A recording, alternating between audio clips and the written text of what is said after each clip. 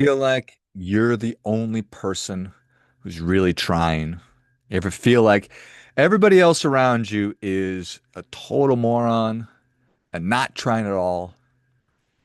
I think that we all probably feel like that sometimes. And of course, it's not true. Of course, it's not true. Of course, most people out there are doing their best, aren't they? Do you think that most people are out there doing their best, putting their best foot forward every day, giving it 100% effort? Hmm. Now I kind of wonder. I kind of wonder about that. I I wonder. I think that we all feel a connection to this idea of American exceptionalism, where we see a commercial like a pickup truck or beer commercial or whatever, and it's like America, we're number one, and I have a visual of some guy on a couch being like, "F yeah, we are number one." And then he lays back down on the couch and is shoving Cheetos into his Cheeto hole. And then I thought, I wonder if on the other side of the world, some guy in China sees a similar commercial on TV, but promoting Chinese exceptionalism. And he goes, F yeah. And then he gets off the couch and goes and trains. Now, I'm sure that that's not how it's going. I'm sure that there are a huge chunk of the billions of people that are living in China that are also stuffing their faces, filling their Cheeto hole with Cheetos. But it just doesn't necessarily feel like that. And that's kind of the whole point, I guess, is we don't want to get too wrapped up in our feelings. But I just can't help it. I just can't help it. And again, I can't imagine that that's true, that we are, as Americans, sort of heading in the wrong way, whereas other cultures, notably China, are heading in the right way. And that begs the question too, right way, wrong way. Anyway, not sure if that's true. If it is, we're certainly in trouble. That's foundational truth right there. If you have one culture that is ascending and one culture that is descending, well, I mean, that's just history taking place because I suppose at some level every culture is either ascending or they are descending. And if you are simply stagnating, then you are descending, or at least you're not keeping track or keeping up with a culture that is, in fact, ascending. So, what's the point? I guess that I'm interested in having a conversation with you about whether or not you feel like you personally, professionally, you as an individual are ascending or descending. Is your arrow pointing up? Is it pointing down? Is it stagnant? Is it just flat? Let me ask it a different way. Do you think that your future will be better than your past? Do you think that your future is going to be better than your past? I guess you could call that optimism versus pessimism, but it's pretty straightforward. Do you think that your best days, where are they? Where are your best days? Are they in front of you? Are they behind you? Are you living them? Are they, is it currently taking place? And how do you feel about your potential? Hmm. How do you feel about your potential? Do you feel like it is unlimited? Where you are right now, you think about the potential for the rest of your life. Is it unlimited? Do you have a little bit of potential, or are you all out of potential? Are you fully formed and this is the ultimate version of you? I believe that I have untapped potential still, or I have plenty of potential and I'm working to tap into it. Doesn't mean I'm right. That's just how I feel. My best days could 100% be behind me, but I choose to think and act as though they are yet to come. And I'm eternally grateful for everything that I've had, all my past experiences, the opportunity that I have to do the kind of work that I'm doing now. I'm really, really grateful for that. So try to keep an eye, obviously, where I am right now, keep an eye on the past, and then keep an eye on the future. I just did an episode about the tyranny of time and just how important it is to do all of those things at the same time and the danger of getting stuck or spending too much time in one without being mindful and giving the others their due. Because obviously, if you're just ruminating and you're stuck in the past, you're sacrificing the present and certainly the future. If you're only thinking about the present, you're probably going to be making the same mistakes that people over the course of time had made because we're not learning from the lessons of history. And if we're so wrapped up right now that we're not making plans for the future, or we're making decisions based on simply the immediate versus, okay, well, yeah, this would be great to do right now, but there's a consequence to it. And am I interested slash willing to accept the responsibility, accept the consequences of engaging in this action right now? So we have to be doing all of these things. So I hope that you feel like your best days are ahead of you. I hope that you feel like you have unlimited amount of potential and that you have the energy to be able to pursue that and follow through on that. And that's an interesting thing. And in a lot of ways, all of this sort of feeds into itself because if I feel like my best days are behind me, I don't have a lot of potential for the future, well, I'm not going to be doing the things that it takes to be able to thrive 5 years from now, 10 years from now, 30 years from now. Probably the opposite. Probably just be satiating myself and sort of numbing myself with food and just how I am applying my most valuable resources of time, energy, attention, and money will not be, I think, in an optimal way. So it is one of those self-fulfilling prophecies, believing that my future is going to be better than my past or that my best days are behind me. That's just how it's going to be. And so I think that that's kind of a dangerous thing. So, a third way, potentially, how do you respond when the spirit moves you? When you do feel like, whew, that jolt of motivation, jolt of inspiration, what do you do? What do you do? Do you strike when the iron is hot? Do you act on those feelings of inspiration and motivation? Or do you just let them kind of let it pass and just keep doing what you're doing, stay put? Do you feel like when was your peak? When was your prime? Was it high school? God, I hope not. That's just the worst. Was it college when you were 20, 30, 40? Have you reached it yet? So, based on that, how do you feel? How are you feeling? Feeling good? Feeling bad? Feeling effort? Huh. I'm not trying to rub it in if you feel like your past experiences are going to be better than your future experiences.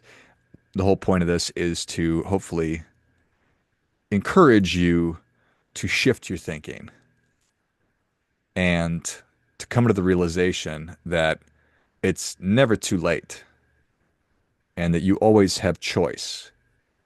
That regardless of what you have going on, regardless of where you are, you still get to choose this is where I'm interested in being. And you still have the capacity to enact, if you do desire change, change. Because it really is never too late until it's actually too late and the lights go out. So, how do you do it though? Because if we formed a habit of being mildly pessimistic, if we form the habit of feeling like our best days are behind us, if we form the habit of thinking and action based on that, it's tough to break those because now that is what you are doing. But it's possible.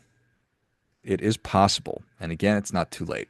So we have to, I think that benchmarking ourselves, which is very different than comparing ourselves, is of value. So you can benchmark yourself against people who are still pursuing whatever it is that they're interested in pursuing, their potential, their highest and best version of themselves. Benchmark yourself against those kinds of people because I bet there's somebody in your life who is still expecting a lot of themselves and performing at a very, very, very high level. Somebody who is ascending. So think about that person right now. Do you have it in your head who that person is? It's John or it's Julie, and they're about your same age, doing something similar to you or whatever. Doesn't really matter what they're doing, but they are ascending. And what choices are they making? How are they allocating their resources? How are they thinking about those things? And if upon thinking about that, John and Julie, you say, you know what? I'd like more of that. I'd like to be more active. I'd like to have more energy. I'd like to feel better about myself. I'd love to feel like my best days aren't behind me. I'd love to feel like my best days are in front of me. So why wouldn't you want that?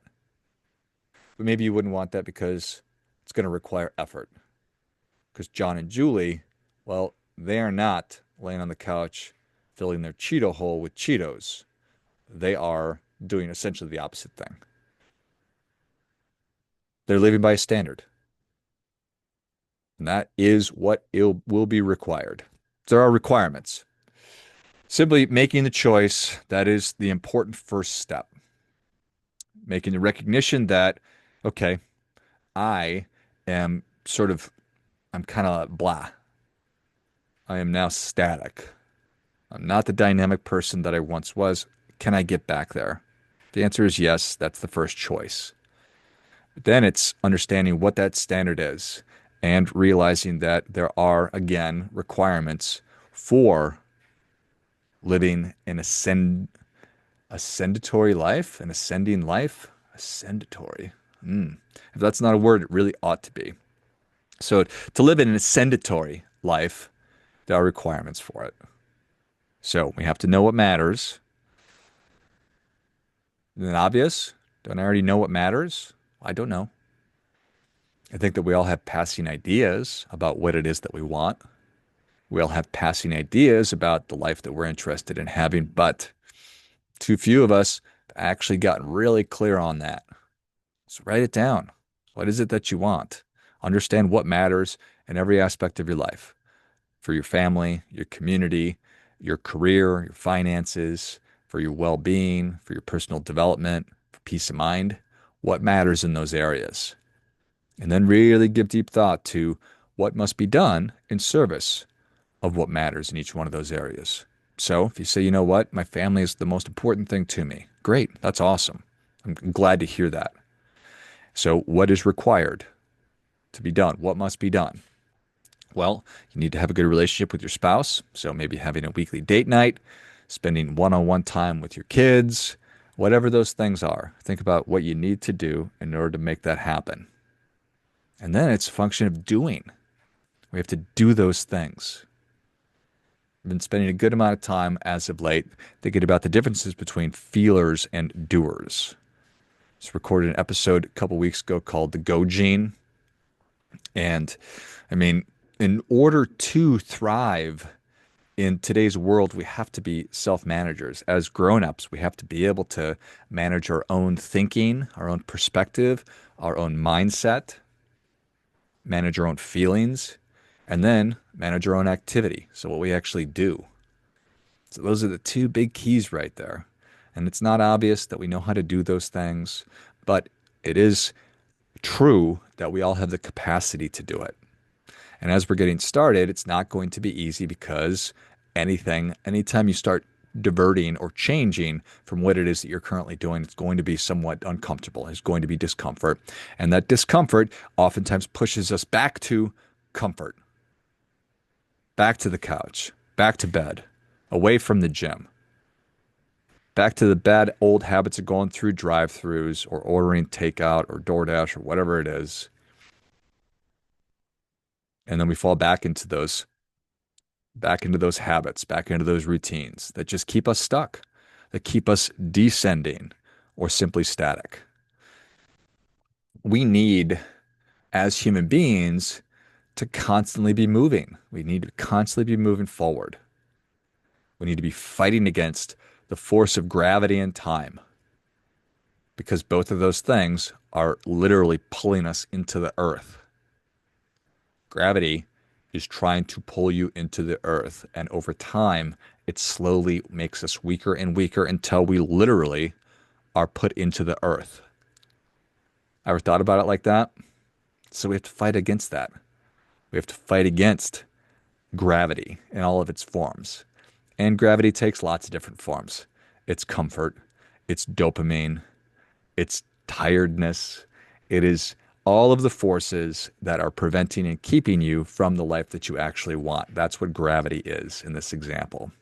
So we need to resist that, and we resist it by doing, by executing, by getting up and doing what must be done in service of what matters every day, regardless of the circumstances, regardless of how you feel. And I'm not saying you should get up and run a marathon every day. I'm not saying you're going to create or to complete a triathlon. I'm not saying that you need to only drink frickin' carrot water, carrot juice, and eat rice cakes. I'm not saying any of that. I'm not advocating for some kind of an infinity war. But what I'm talking about is taking small bites and moving in the direction of ascension. So improvement, consistent, constant. That's what's required. But again, you have to know. The only way to live how you want is to know how you want to live. The only way to live how you want, know how you want to live, you have to know what matters. You have to know what must be done in service of what matters. Then you must do those things. You execute, regardless of the vibes and the feels. This is a doing. I'm fond of saying I'm a human doing, working on becoming a human being. But we all need to be doing. We need to be moving in the right direction, pushing ourselves, pushing through the desire for comfort, fighting gravity, doing your part by doing your best. That's what it's all about. We need to collectively be doing this. But the only way that we can do that is if you do it, is if you're ascending. And if I'm ascending, and John and Julie are ascending, well, then we're all ascending together. And our culture, our country, our world will be moving in the right direction. So do your part by doing your best.